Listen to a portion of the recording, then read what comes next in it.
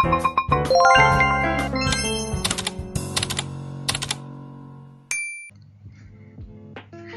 Assalamualaikum warahmatullahi wabarakatuh. Bertemu lagi dengan Bu Memes kali ini di pelajaran sosiologi. Untuk pertemuan kali ini, Ibu akan membahas soal mengenai materi perubahan sosial di kelas 12. Oke, kita langsung ke soal nomor 1. Perubahan sosial merupakan variasi dari cara hidup yang telah diterima baik karena perubahan kondisi geografis, kebudayaan material, komposisi penduduk, ideologi, maupun karena adanya difusi atau penemuan baru dalam masyarakat. Makna perubahan sesuai dengan pengertian di atas adalah bahwa A. Arti perubahan dilihat dari cara hidup sehat. B. Pola perubahan selalu diterima semua orang. C. Sebab perubahan setiap unsur berpengaruh terhadap proses perubahan. D. Tujuan perubahan untuk memperkaya kebudayaan material. Dan E. Selalu dibutuhkan penemuan baru untuk melakukan perubahan. Jawaban yang tepat untuk penjelasan nomor 1 yaitu jawabannya adalah C ya, bahwa sebab perubahan setiap unsur berpengaruh terhadap proses perubahan. Contohnya di sini dijelaskan bahwa perubahan sosial itu ternyata bisa terjadi karena di sini bisa karena kondisi geografis, kemudian karena komposisi penduduk, karena ideologi dan lain sebagainya. Jadi jawaban yang tepat adalah poin C. Next kita ke soal nomor 2. Perhatikan bagan berikut ya. Nah, berdasarkan bagan teori perkembangan tersebut, arah perubahan yang terjadi bersifat apa ya? Apakah A. Progres, B. Regres, C. Spiral, D. Kecil, atau E. Besar? Kita lihat penjelasannya dulu. Di sini ada teori perubahan sosial, ada 4 ya. Yang pertama itu ada teori evolusi atau disebut teori linier juga. Gambarnya seperti ini ya. Kalau teori evolusi itu kan perubahan yang sangat lambat dari mulai masyarakat primitif menuju masyarakat modern. Ada perubahan tetapi lambat ya. Kemudian teori siklus, kalau siklus ini kan selalu berubah-ubah ya gitu, selalu berputar gitu, dari mulai primitif, tradisional sampai modern. Bedanya dengan evolusi, yaitu evolusi itu ya udah ini dari primitif kemudian menuju masyarakat modern. Bedanya dengan teori siklus adalah siklus kan berulang-ulang ya, namanya siklus. Kemudian dari mulai primitif kemudian menuju masyarakat tradisional, kemudian modern, dan kembali lagi menuju masyarakat primitif, tradisional, modern, dan selalu berulang-ulang. Contohnya misalkan dari perubahan yang kita tahu itu misalkan dari fashion ya, gaya berpakaian, gaya rambut itu selalu berulang-ulang. Kadang kita sekarang menggunakan fashion yang memang pernah digunakan atau pernah hits gitu pada zaman dulu, itu namanya teori siklus. Nah, untuk nomor 3 adalah teori fungsional ya, bahwa menurut teori fungsional masyarakat dilihat sebagai sebuah sistem yang saling terhubung dan memiliki fungsi. Nah, jika fungsi tersebut bisa dijalankan dengan tepat, maka keseimbangan sosial pun akan tercipta, begitu ya. Itu namanya fungsional. Kemudian nomor 4 adalah teori konflik. Nah, teori konflik, perubahan sosial tercipta akibat adanya pertentangan antara kelas atau konflik. Kita kembali ke soal nomor 2 ya. Tadi di sini ada perubahan masyarakat dari masyarakat tradisional menuju masyarakat maju, kemudian lanjut ke masyarakat modern. Nah, di sini jawaban yang tepat apa ya? Kalau progres itu artinya perubahan ke arah kemajuan, kemudian kalau regres itu perubahan ke arah kemunduran, sebaliknya ya. Kalau spiral itu tadi proses yang berulang, kemudian kalau perubahan kecil itu adalah perubahan yang tidak memberikan pengaruh berarti. Kalau yang kalau perubahan besar itu adalah perubahan yang memberikan pengaruh yang sangat berarti atau besar. Nah, kira-kira di sini perubahan dari masyarakat tradisional kemudian menuju masyarakat maju ya, kemudian menuju masyarakat modern. Yang tepat untuk bagan ini adalah jawabannya adalah progres ya, yaitu perubahan ke arah kemajuan. Next, ke soal nomor 3. Perhatikan gambar berikut. Nah, tadi udah diulang ya, gambarnya ada bahwa perubahan sosial seperti pada gambar di atas menunjukkan berlangsungnya perubahan dalam masyarakat yang berpola ya. Ini pilihan yang A adalah siklus, B progres, C revolusioner, yang D linear, atau E multilinear. Ini namanya evolusi. Nah, evolusi ini dinamakan juga sebagai perubahan yang berpola linear ya. Jawabannya adalah D. Tadi ya di sini dijelaskan juga bahwa teori evolusi itu disebut juga dengan teori atau berpola linear.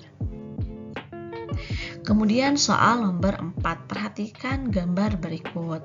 Gambar di atas menunjukkan pola perubahan sosial yaitu A. Bergerak menuju ke arah tujuan tertentu saja, B. Masyarakat berkembang dari solidaritas mekanik ke organik, C. Kehidupan masyarakat berubah secara linier, D. Masyarakat berkembang dari primitif ke modern, atau E. Tidak ada batas yang jelas antara ketiga pola hidup ya. Dilihat bahwa kalau yang linier ini kurang tepat ya, karena ini kan bukan linier tapi ini spiral ya. Jawaban yang tepat untuk gambar ini untuk siklus yaitu yang A ya, karena di sini itu bergeraknya tujuannya tertentu saja, di sini-sini aja gitu ya, namanya perubahan yang berpola siklus. Jawabannya A. Next, soal nomor 5. Perhatikan skema perubahan sosial berikut. Untuk garis ke atas itu menunjukkan perkembangan iptek semakin meningkat ya. Kalau ke garis ke samping itu menunjukkan sistem ekonomi. Nah, perubahan sosial pada gambar di atas berlangsung secara evolusi linear. Perhatikan evolusi linear, yaitu A. Sistem ekonomi berubah perlahan seiring kemajuan teknologi. Ingat ya, evolusi itu adalah perubahan yang sangat lamban gitu ya. Yang B, sistem ekonomi berubah sangat cepat meski tanpa teknologi. Sangat cepat ini tentu salah, dan ini kan tanpa teknologi, sedangkan di sini ada yang namanya iptek ya, menggunakan teknologi. Yang C, perubahan pola hidup masyarakat berlangsung secara revolusi. Bukan, ini adalah evolusi, ini juga kurang tepat yang C. Kemudian yang D, kemampuan masyarakat membangun ekonomi dan teknologi. Kita lihat juga yang E, perkembangan iptek terkadang menghambat perubahan ekonomi. Enggak, jadi yang tepat adalah antara A dan D. Ada yang tahu jawabannya yang mana? Ya, jawaban yang tepat adalah yang A. Kenapa yang A? Di sini sistem ekonomi berubah perlahan. Perlahan ini menjelaskan bahwa sebuah proses dari yang namanya evolusi ya. dengan seiring kemajuan teknologi juga, karena menggunakan teknologi ya iptek. Jadi yang tepat adalah option A. Oke. Soal nomor 6. Skema di atas menunjukkan perubahan sosial berpola apa? Ini ya di sini ya. Ini misalkan ada perubahan sosial di sini ya. Kemudian ini bisa berdampak pada bidang-bidang tertentu. Apakah A linier, B multilinier, C siklus, D unilinear, dan E universal. Kita kenalan dulu dengan pola berdasarkan penemuan yang baru. Di sini ada 3 pola. Pola pertama adalah namanya pola pemancar. Artinya penemuan baru itu memberikan dampak atau pengaruh terhadap segala arah. Contohnya kayak gini ya yang tadi ada. Di sini misalkan penemuan baru dan berdampak pada beberapa aspek lainnya. Contohnya itu satelit ya. Dari satelit itu bisa berdampak pada aspek-aspek lainnya. Kemudian pola memusat. Artinya penemuan baru yang mengakibatkan satu jenis perubahan. Contohnya apa? A. Transportasi. A. Transportasi itu kan ada mobil, kemudian ada pesawat, ada kereta, yang semuanya itu berpusat untuk mempermudah atau mempercepat yang namanya mobilitas ya atau perjalanan. Kemudian yang ketiga adalah pola menjalar. Artinya penemuan baru mengakibatkan perubahan yang kemudian menjalar terhadap perubahan lainnya. Contoh misalkan di sini ada penemuan tablet ya. Dari tablet itu bisa membuat perubahan-perubahan lainnya. Misalkan bisa menggunakan teknologi atau bekerja di mana saja, lebih mempermudah gitu ya. Dan lain sebagainya, itu bisa menjalar ke aspek-aspek lainnya. Oke, jadi tadi jawabannya untuk yang nomor Yang nomor 6 adalah multilinier ya. Namanya multilinier. Kita next soal nomor 7. Pemerintah membangun jalan raya di daerah terpencil sehingga masyarakat di daerah itu tidak terisolasi lagi. Akses jalan raya di daerah mereka secara perlahan berdampak pada kemajuan desa. Nah, faktor pendorong perubahan sosial seperti ilustrasi tersebut adalah A. Sistem pendidikan formal yang maju, B. Perubahan alam karena ulah manusia, C. Terjadi kontrak dengan masyarakat lain, D. Penemuan teknologi baru di masyarakat, atau E. Rasa tidak puas sebagai besar masyarakat. Kita cek dulu ya, faktor pendorong perubahan sosial itu ada banyak banget. Ada faktor pendorong ya. Ada yang pertama itu sikap menghargai budaya lain, kemudian adanya keinginan untuk maju, kemudian ada kontak dengan kebudayaan lain, sikap terbuka terhadap kebudayaan lain, adanya orientasi pada masa depan, komposisi masyarakat yang heterogen atau campuran ya, kemudian sistem lapisan masyarakat terbuka, sikap toleransi pada perubahan tertentu, kemudian terdapat kemajuan dalam pendidikan dan ketidakpuasan terhadap kehidupan tertentu. Itulah faktor mendorong untuk terjadinya yang namanya perubahan sosial. Nah, tadi nomor 7 adalah dijelaskan kayak bahwa ada pembangunan jalan raya ya di daerah terpencil sehingga sekarang daerahnya sudah tidak menjadi daerah terisolasi lagi. Nah, faktor pendorong perubahan sosial tersebut itu karena apa ya? Apakah karena sistem pendidikan formal yang maju? Enggak, bukan. Kemudian perubahan alam karena ulah manusia? Kurang tepat juga. Kemudian yang C, terjadi kontak dengan masyarakat lain? Kita lihat dulu ya, itu termasuk juga tapi kita lihat dulu. Yang D, penemuan teknologi baru di masyarakat? Bukan. Dan E, rasa tidak puas sebagai besar masyarakat. Yang mana coba? Yang tepat adalah karena adanya atau terjadi kontak dengan masyarakat lain ya di sini antara pemerintah dengan masyarakat daerah tersebut, sehingga terjadi yang namanya perubahan sosial. Next, soal ke nomor 8. Di era modern ini, banyak anak-anak muda lebih sibuk menghabiskan waktunya dengan bermain ke tempat-tempat hiburan malam. Mereka berdansa sampai larut malam dan meninggalkan nilai-nilai adat ketimuran yang dimiliki seperti cara berpakaian, gaya rambut, bahkan tata kelakuan cenderung ingin bebas. Faktor yang mempengaruhi perubahan sosial tersebut adalah, tadi sudah dijelaskan ya, ada banyak banget faktor perubahan sosial. Kita cek apakah yang A karena ada penemuan baru, atau B pengaruh budaya luar, atau C lingkungan alam, D pertentangan masyarakat, atau E perubahan penduduk.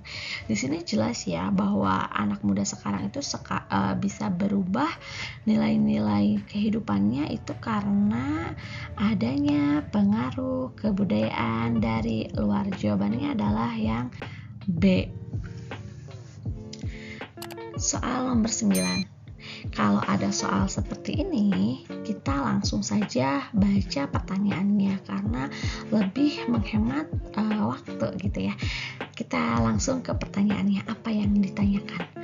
Yang tergolong faktor eksternal, ini eksternal ya, terhadap terjadinya perubahan sosial apa ya? Kita cek faktor eksternal.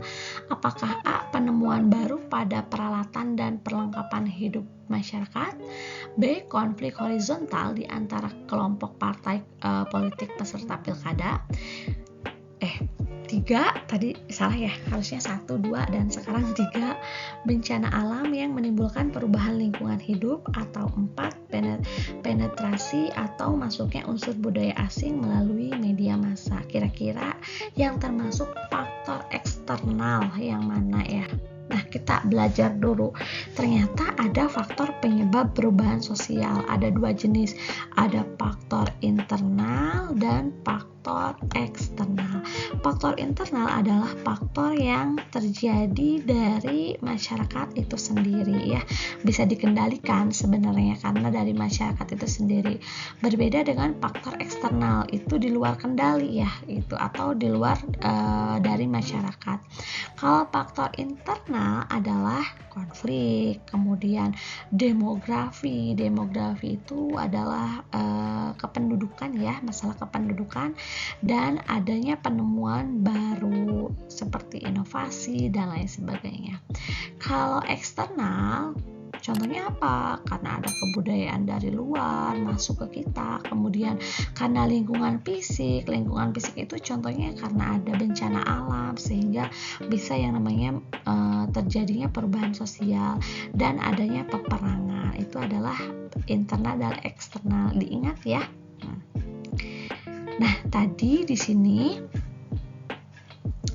yang ditanyakan adalah faktor eksternal. Eksternal itu berarti di luar dari masyarakatnya gitu. Kita cek nomor 1 ya. Penemuan baru pada peralatan dan perlengkapan hidup masyarakat. Ini termasuknya pada internal ya, gitu, pada internal. Konflik horizontal di antara kelompok partai politik peserta pilkada. Ini juga termasuknya pada internal. Kemudian bencana alam yang menimbulkan perubahan lingkungan hidup, ini termasuknya pada eksternal ya, karena tadi kan yang lingkungan fisik. Dan ini penetrasi atau masuknya unsur budaya asing melalui media massa, ini karena pengaruh kebudayaan lain, ini termasuknya juga pada eksternal. Jadi faktor eksternal itu terdapat di nomor 3 dan 4. Mana ya? Jawabannya adalah yang Oke, gampang kan? Kita lanjut ke soal nomor 10. kita kalau ada soal kayak gini kita langsung cari apa yang ingin ditanyakan, yang merupakan faktor internal penyebab perubahan masyarakat. Kalau tadi yang eksternal, sekarang yang internal. Kita cek langsung ya. Poin 1, perubahan faktor demografi, yaitu bertambah dan berkurangnya penduduk. Tadi demografi termasuknya internal apa eksternal? Yang mana? Ya betul, termasuknya pada yang internal. Kemudian penemuan-penemuan baru ya, inovasi gitu, termasuknya juga pada yang internal. Kemudian pertentangan kelompok aliran agama tertentu, pertentangan ini termasuknya pada konflik, jadi konflik pun termasuknya pada yang internal. Kemudian perang dan pengaruh kebudayaan masyarakat, perang termasuknya pada yang eksternal. Kita cek satu lagi nomor 5, perubahan lingkungan alam karena bencana alam, ini juga termasuknya di luar kendali kita, eksternal. Jadi yang tepat untuk pertanyaan ini adalah untuk faktor internal adalah nomor 1, 2, dan 3. Cek jawabannya adalah ada di poin A atau di option A ya. Kita lanjut ke soal nomor 11. Seperti biasa kita cari apa yang ingin tanyakan ya. Faktor eksternal lagi ternyata ya yang ditanyakan. Baiklah, faktor eksternal yang menyebabkan terjadinya perubahan sosial, kita cek satu-satu. Yang pertama, masyarakat mengungsi akibat banjir lumpur lapindo di Sidoarjo. Nah, ini termasuknya karena lingkungan fisik atau bencana alam, termasuknya pada yang eksternal gitu ya. Kemudian masuknya pengaruh budaya lain melalui media massa, ini juga eksternal juga, ada masuk ke kebudayaan lain. Kemudian yang 3, demonstrasi organisasi massa yang menuntut ketegasan dalam pemberantasan korupsi, ini konflik termasuknya ya, termasuknya pada internal. Kemudian perselisihan termasuknya pada konflik juga, ini juga termasuknya pada internal. Jadi untuk pertanyaan faktor eksternal yang tepat adalah nomor 1 dan 2, jadi ada di option yang A gitu. Next kita ke soal nomor 12. Adanya krisis bahan bakar minyak mendorong masyarakat untuk melakukan terobosan-terobosan baru dengan menciptakan kendaraan bermotor yang hemat energi, bahkan mencari alternatif bahan bakar lain.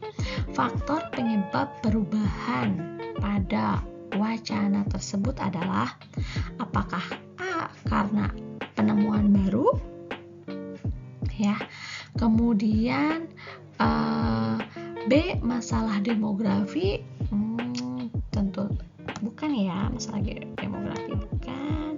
Kemudian konflik dalam masyarakat, bukan juga, ini bukan karena konflik. Pengaruh kebudayaan lain, ya, ini juga bukan. Dan terjadinya pemberontakan, ini juga bukan. Jadi yang tepat adalah karena adanya penemuan baru. Next, soal ke nomor 13.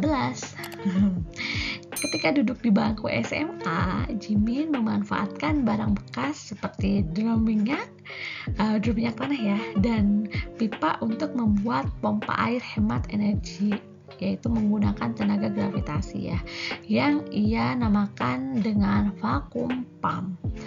Alat tersebut sangat bermanfaat, mudah, dan murah. Maka vacuum pump tersebut banyak digunakan oleh anggota masyarakat lain. Perubahan sosial tersebut disebabkan oleh faktor internal dalam bentuk, ingat ya, gak usah ribet-ribet nih, kita cek aja faktor internal, sudah jelas kita cek apakah karena penetrasi, inovasi, difusi, asimilasi, atau akulturasi. Yang tepat adalah B, inovasi. Jadi Jimin melakukan inovasi ya, dari drum minyak dan pipa ya untuk membuat pompa air gitu, akhirnya membuat vacuum pump, itu adalah bentuknya inovasi. Kita lanjut ke soal nomor 14. Krisis minyak bumi mendorong masyarakat Indonesia melakukan inovasi atau penemuan baru. Masyarakat berhasil menemukan bahan bakar gas yang bahan bakunya itu dari sisa kotoran hewan untuk mengganti minyak tanah yang semakin mahal. Contoh tersebut menunjukkan perubahan sosial yang disebabkan oleh faktor apa nih? Apakah karena kemampuan internal, atau B. pengaruh internal, atau C. lingkungan sosial, atau D. dinamika masyarakat, atau E. budaya kelompok. Nah, di sini ya. Jadi seseorang itu melakukan inovasi atau penemuan baru yang tepat, yang faktornya itu yaitu jawabannya adalah A, karena kemampuan internal gitu kan. Inovasi itu termasuknya pada faktor internal ya. Gampang banget sebenarnya. Tinggal kita bisa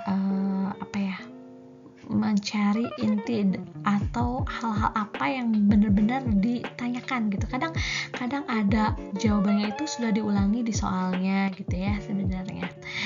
Kita lanjut soal nomor 15. Sebagai kota besar, Jakarta menjadi tujuan urbanisasi. Proses urbanisasi membawa dampak pada terjadinya masalah sosial di perkotaan, seperti pengangguran dan tingkat kriminalitas yang tinggi. Berdasarkan uraian tersebut, dapat disimpulkan bahwa perubahan sosial yang terjadi disebabkan apa? Apakah A. demografi, B. pergaulan sosial, C. penemuan baru, D. difusi budaya, atau E. patologi sosial. Di sini ngebahas tentang urbanisasi ya. Urbanisasi itu masalah kependudukan. Jadi yang tepat untuk jawaban nomor 15 adalah faktor demografi atau kependudukan. Soal nomor 16. Keluarga Berencana atau KB sebagai program pengendalian pertambahan penduduk sejak lama disosialisasikan secara intensif dan terarah oleh pemerintah. Pada saat ini, banyak masyarakat yang hanya memiliki 2 anak saja.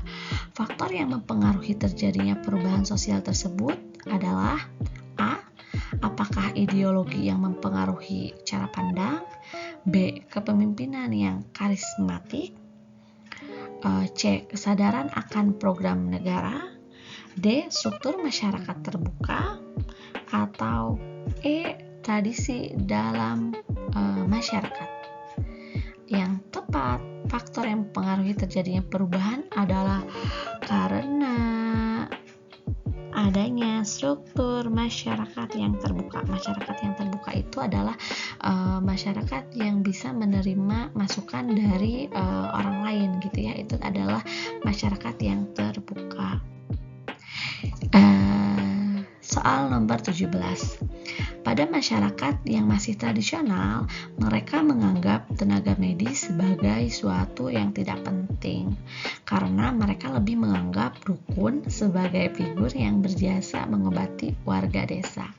Faktor penghambat perubahan sosial pada deskripsi tersebut adalah A. vested interest, B. pendidikan yang minim, C. pengaruh tokoh adat, D. prasangka terhadap hal baru, atau E. sikap eksklusif masyarakat desa. Ini yang ditanyakan adalah faktor penghambat perubahan sosial ya. Ternyata ada loh faktor-faktor yang menghambat terjadinya perubahan sosial. Apa saja? Kita lihat dulu di sini. Ternyata banyak banget nih faktor yang menghambat perubahan sosial. Adanya keyakinan yang tertanam kuat ya, vested interest. Kemudian adanya perkembangan iptek yang lambat. Itu kalau perkembangan ipteknya lambat, teknologinya lambat, itu juga akan menghambat yang namanya perubahan sosial. Kemudian takut terjadi guncangan budaya gitu, kaget dengan budaya-budaya baru ya. Kemudian adanya adat yang mengikat, kemudian adanya perbedaan ideologi atau pandangan ya. Kemudian tempat tinggal sulit dijangkau sehingga susah untuk melakukan perubahan sosial, kemudian pasrah dalam hidup, ya udah deh aku masih gini adanya aja gitu, itu nanti akan menghambat yang namanya perubahan sosial. Kemudian kurang menjalin hubungan dengan masyarakat lain atau menutup diri dari masyarakat luar ya. Kemudian terdapat prasangka pada budaya lain dan sikap masyarakat yang masih tradisional. Kita cek tadi di sini bahwa dikatakan masyarakatnya itu tidak mau melakukan pengobatan secara medis, tapi lebih percaya terhadap dukun. Nah, faktor penghambat perubahan sosial karena apa ya? Yang tepat adalah karena vested interest atau karena memiliki suatu kepercayaan. Jadi mereka itu lebih percaya terhadap dukun dibanding dengan tenaga medis. 19 ya. Pembangunan dan pelebaran jalan raya negara tidak dapat diselesaikan tepat waktu karena adanya kelompok masyarakat yang tidak mau menjual lahan yang terkena proyek. Mereka beralasan bahwa tanah warisan leluhur harus dipertahankan apa adanya dan tidak boleh dijual. Sikap penolakan masyarakat tersebut disebabkan adanya A. Kepentingan ekonomi, B. Konflik horizontal, C. Konflik tradisional, D. Unsur primordial, atau E. Ajaran agama. Kita cek ya. Di sini garis besarnya adalah ternyata mereka itu beralasan bahwa tanah warisan leluhur, mana ibu garisin dulu ya, harus dipertahankan apa adanya dan tidak boleh dijual. Nah, ini adalah sebuah sikap primordialisme ya, bahwa sangat teguh terhadap ajaran-ajaran budayanya yang ada di daerahnya. Jadi faktor penolakan tersebut terjadi karena D, yaitu unsur primordialisme ya. Soal nomor 20. Pak Hasan tidak mau membelikan komputer dengan fasilitas internet untuk anaknya. Khawatir anaknya akan membuka situs yang tidak wajar sehingga anaknya menjadi rusak. Faktor penghalang terjadinya perubahan pada ilustrasi tersebut adalah A. Sikap yang tradisional, B. Tingkat pendidikan yang rendah, C. Takut terjadi disintegrasi, D. Prasangka terhadap hal baru, E. Ilmu pengetahuan. Yuk, kenapa ya? Kenapa bapaknya tidak mau membelikan komputer dengan fasilitas internet? Ya, jawabannya adalah karena bapak ini takut ya, khawatir anaknya akan membuka situs yang tidak wajar. Jadi, jawaban yang tepat adalah karena bapaknya memiliki prasangka terhadap hal yang baru gitu ya. Di sini ada soal. Nanti kalian silahkan jawab di kolom komentar dan soal ini akan dibahas di video selanjutnya di part 2 ya. Tolong nanti kalian jawab di kolom komentar ya. Nah, soalnya adalah pergantian Orde Baru menjadi Orde Reformasi ditandai dengan adanya berbagai perubahan dalam sendi-sendi kehidupan berbangsa dan bernegara, seperti amandemen Undang-Undang Dasar 1945, sistem pemilihan presiden, sistem pemerintahan yang demokratis, dan berlakunya Undang-Undang Otonomi Daerah. Ya, perubahan sosial tersebut berbentuk apa nih? Apakah A. Inovasi, B. Evolusi, C. Regresi, D. Revolusi, atau E. Progres? Silahkan dijawab di kolom komentar. Nah, sekian dulu untuk penjelasan soal-soal mengenai materi perubahan sosial part 1. Next, kita lanjut di materi perubahan sosial part 2. Terima kasih, semoga hari Anda indah. Wassalamualaikum warahmatullahi wabarakatuh.